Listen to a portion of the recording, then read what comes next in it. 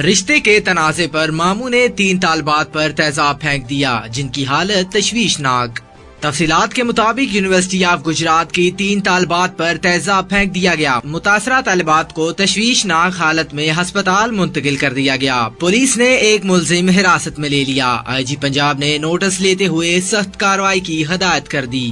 گجرات کے نواحی گاؤں چنن میں 2 بہنیں سائرہ اور آسیہ اپنی سہیلی ہما کے ساتھ یونیورسٹی آف گجرات جانے کے لیے بس کے انتظار میں کھڑی تھیں کہ سائرہ اور آسیہ کا ماموں ساتھیوں کے ہمراہ موٹر سائیکل پر آیا اور ان پر تیزاب پھینک دیا، جس کی زد میں آ کر تینوں طالبات بری طرح جھلس گئیں۔ طالبات یونیورسٹی آف گجرات میں MSc کلاسز میں زیر تعلیم ہیں، جن کو واقعے کے بعد فوری طور پر عزیز بھٹی ہسپتال برن یونٹ منتقل کر دیا گیا۔ تھانہ ڈینگا پولیس نے جھلسنے والی لڑکیوں کی شناخت پر اس کے ماموں عبدالقدیر کے دوست حسام کو حراست میں لے لیا۔ تیزاب گردی کا نشانہ بننے والی طالبات کا کہنا ہے کہ ماموں عبدالقدیر نے اپنے بیٹے اور دوست کے ساتھ مل کر تیزاب پھینکا ہے، جن کی تلاش پولیس کر رہی ہے، جبکہ ہسپتال انتظامیہ کے مطابق 2 طالبات کا جسم 60 سے 80% تک جھلس چکا ہے اور ان کی حالت تشویشناک بیان کی جا رہی ہے۔ تھانہ ڈینگا کے SHO کے مطابق رشتے کے تنازع پر عبدالقدیر نے تیزاب پھینکا،